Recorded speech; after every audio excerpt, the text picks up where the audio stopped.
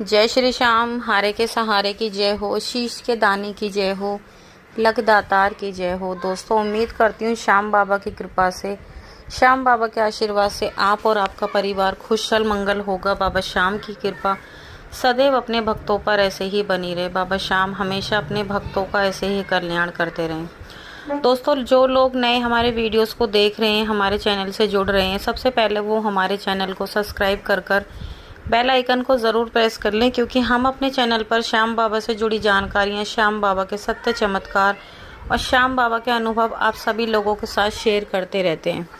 और जितना हो सके हमारे वीडियोस को ज़्यादा से ज़्यादा शेयर कीजिए, ताकि और लोग भी श्याम बाबा से जुड़ सकें, श्याम बाबा की कृपा पा सकें।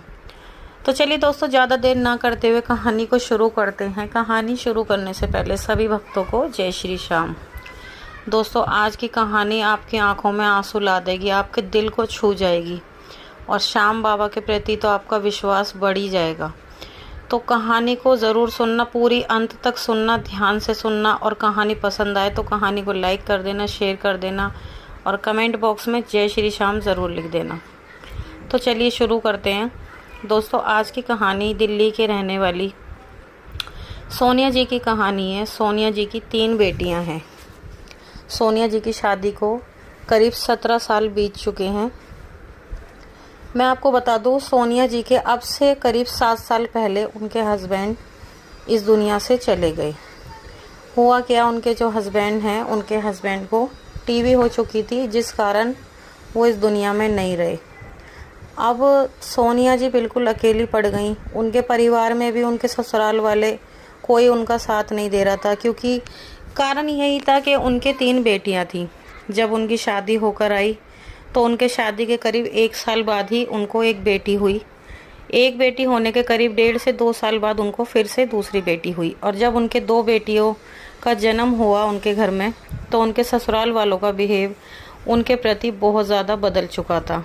हालांकि सोनिया जी के हस्बैंड कहते थे कि तुम्हें किसी की बात सुनने की ज़रूरत नहीं है। वो बहुत प्यार करते थे अपने बच्चों को भी और सोनिया जी से भी, लेकिन फिर भी कहीं ना कहीं सोनिया जी को भी ये बात खलती थी। देखो, हर कोई इंसान चाहता है कि उनकी भी ज़िंदगी में उनकी गोद में एक बेटा हो, लेकिन वही है, भगवान के आगे किसी की नहीं चलती।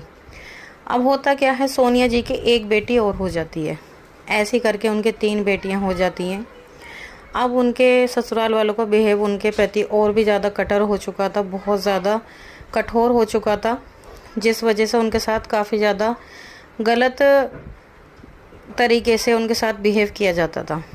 तो अब होता क्या है कि सोनिया जी के हस्बैंड को, जब उनकी छोटी बेटी करीब 8 साल की हो जाती है, उनके हस्बैंड को टीबी की बीमारी हो जाती है, जिसकी वजह से वो बहुत ज़्यादा परेशान। उन्होंने अपने हस्बैंड को हर जगह दिखाया। दिल्ली के कैंप अस्पताल में भी उन्हें काफ़ी दिन तक भर्ती रखा, लेकिन कुछ ही समय बाद उनके हस्बैंड का देहांत हो गया।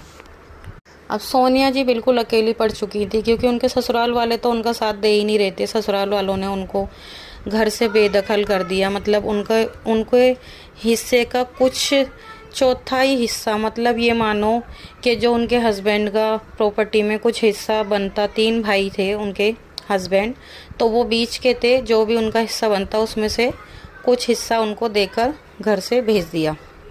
अब उन्होंने उन्हीं पैसों में से अपना एक खुद का छोटा सा घर खरीद लिया। फिर सोनिया जी ने सोचा कि अब वो बिल्कुल अकेली पड़ चुकी थी, उनको अपनी 3 बेटियों का भी पालन पोषण करना था। फिर सोनिया जी ने जॉब की तलाश की और वो काम करने लगी। वो अच्छा खासा अर्न कर रही थी, करीब कम से कम 25 से 30 हज़ार रुपये पर मंथ वो अपना अच्छे से कमा रही थी, क्योंकि सोनिया जी काम करने में बिल्कुल एक्टिव और काफ़ी अच्छी हैं। तो उन्होंने बहुत ही समझदारी के साथ अपनी 3 बेटियों का पालन पोषण किया। आज उनकी बेटी शादी लायक हो चुकी। जो उनकी बड़ी वाली बेटी है, उसने 12th पास कर ली थी और 2 उनकी छोटी बेटियां अभी पढ़ाई कर रही हैं। उन्होंने बहुत ही मेहनत करके अपना घर अच्छे से बनाया, बहुत ही अच्छे से, मतलब अपनी बेटियों का पालन पोषण करा और काम करने में दिन रात उन्होंने एक कर दिया। इतनी उन्होंने मेहनत करी। उन्होंने अपनी तरफ से अपनी बेटियों को माता और पिता दोनों का प्यार दिया। अब होता क्या है कि जब सोनिया जी की बेटी बड़ी हो गई, उसने 12th पास कर ली, सोनिया जी को अपनी बेटी की शादी की फ़िक्र होने लगी। उन्होंने कई जगह कहा अपनी बेटी के लिए कि कहीं कोई अच्छा रिश्ता हो तो बताना। उन्होंने कई जगह कह रखा था और उनकी बेटी का रिश्ता हो भी गया। उनकी बेटी का रिश्ता अच्छे घर से हो गया। अब शादी की तैयारियां चल रही थी, शादी की डेट भी फिक्स हो चुकी थी और सोनिया जी ने सारा अपना दहेज का सामान अरेंज कर लिया था। उन्होंने अपनी हैसियत के हिसाब से अपनी बेटी के लिए सब कुछ ही करा था, क्योंकि उनको अभी अपनी 2 बेटियों की शादी और करनी थी। तो घर में अच्छी खासी रौनक थी, अपना सब कुछ बढ़िया चल रहा था। जो भी उनके मायके वाले थे, ससुराल वालों से तो उनका रिलेशन पूरी तरह से ख़त्म ही हो चुका था। वो बताती हैं ससुराल वालों से मेरा कोई रिलेशन नहीं है अब। तो उनके मायके की तरफ से उनके सारे मेहमान वगैरह सब कोई आए हुए थे। तो रात को सब खाना वाना खाकर रात में सो चुके थे। अब होता क्या है कि शादी वाला घर था, घर में सारा सामान था, वहीं पर कोई कहीं से पतंगा आ जाता है, पता नहीं क्या होता। सोनिया जी बताती हैं कि हमें खुद नहीं पता चला कि ये ऐसा हो कैसे गया। होता क्या, कहीं से कोई पता नहीं स्पार्किंग वगैरह कुछ हो जाती है जिसकी वजह से पतंगा लगता है, और तो उनके घर के सारे सामान में आग लग गई थी। जो भी उन्होंने दहेज का सामान वगैरह ख़रीदा था उसमें आग लग चुकी थी। और सोनिया जी के घर में ये देखो, जो खुशी का माहौल था वो एकदम मातम में बदल गया। सब कुछ एकदम ख़त्म हो गया। सोनिया जी ने जैसे तैसे सब कुछ अरेंज करा, उनका रो रो कर बुरा हाल। अब उन्हें यही टेंशन थी कि अब क्या होगा, कैसे होगा। सारे कॉलोनी में कार्ड वगैरह भी छप चुके, बट चुके थे। शादी की तैयारियां, मतलब ये देख लो, बस बारात की डेट ही नज़दीक थी, सब कुछ तैयारियां थी उनकी तरफ से। अब उन्हें यही चिंता कि करें तो करें क्या। उनकी बेटी कहने लगी, मम्मी तुम चिंता मत करो, शादी की डेट आगे बढ़ा दो और इतने हमारा थोड़ा अरेंजमेंट सही हो जाएगा तभी हम कर लेंगे। तो जब ही सोनिया जी कहने लगी कि बेटे ऐसे नहीं कर सकते, क्योंकि पूरी बस्ती में कार्ड बट चुके हैं, कोई क्या कहेगा। अब वो खाटू श्याम बाबा को बहुत ज़्यादा मानती थी। उन्होंने श्याम बाबा से कहा कि बाबा मेरी लाज बचाओ, मेरी इज्जत आपके हाथों में है, मेरा सब कुछ ख़त्म हो चुका है बाबा, आप सब कुछ जानते हो मैंने कैसे कैसे क्या क्या किया है। जब ही वहाँ पर उनके मालिक का फ़ोन आता है और वो पूछते हैं कि भाई शादी की तैयारी कैसी चल रही है। जब भी सोनिया जी बताती हैं कि ऐसे ऐसे बात है। उनके जो मालिक हैं वो बहुत ही नेक दिल इंसान है, बहुत ज़्यादा मतलब अच्छे इंसान है। उन्होंने जब सुना तो उन्हें बहुत दुख पहुंचा। तो सोनिया जी ने सारी बात बताई और उन्हें पता भी था कि जल्दी उनकी बेटी की शादी है। तभी उनके मालिक ने कहा, जहाँ पर वो जॉब करती थी, कि देखो तुम बिल्कुल भी चिंता मत करो, तुम्हारी बेटी की जो भी शादी में खर्चा आएगा सारा मैं दूंगा, तुम बेफिक्र रहो। धीरे धीरे जब काम आप जॉब करोगे उसमें कट जाएंगे पैसे, आप चिंता बिल्कुल ही मत करो, शादी उसी डेट पर होगी। तो देखिए दोस्तों, सोनिया जी बताती हैं कि ये और कुछ नहीं, उनकी ज़िंदगी में बहुत बड़ा चमत्कार था। जैसे ही उन्होंने श्याम बाबा का नाम लिया, पता नहीं अचानक से ही देखो उनके मालिक का फ़ोन आ गया। ये एक बहुत बड़ा चमत्कार है बाबा का।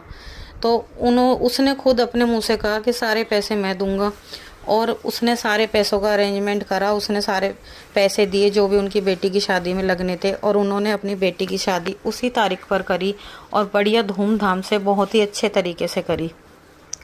तो ऐसे हैं दोस्तों श्याम बाबा। जब श्याम बाबा को कोई सच्चे दिल से पुकारता है तो श्याम बाबा उसकी ज़रूर सुनते हैं। श्याम बाबा हारे का सहारा है। जब इंसान पूरी तरह से हार जाता है, सब कुछ उसका ख़त्म हो जाता है, और जब वो बाबा श्याम को सच्चे दिल से पुकारता है तो श्याम बाबा अपने भक्त की मदद करने ज़रूर आते हैं।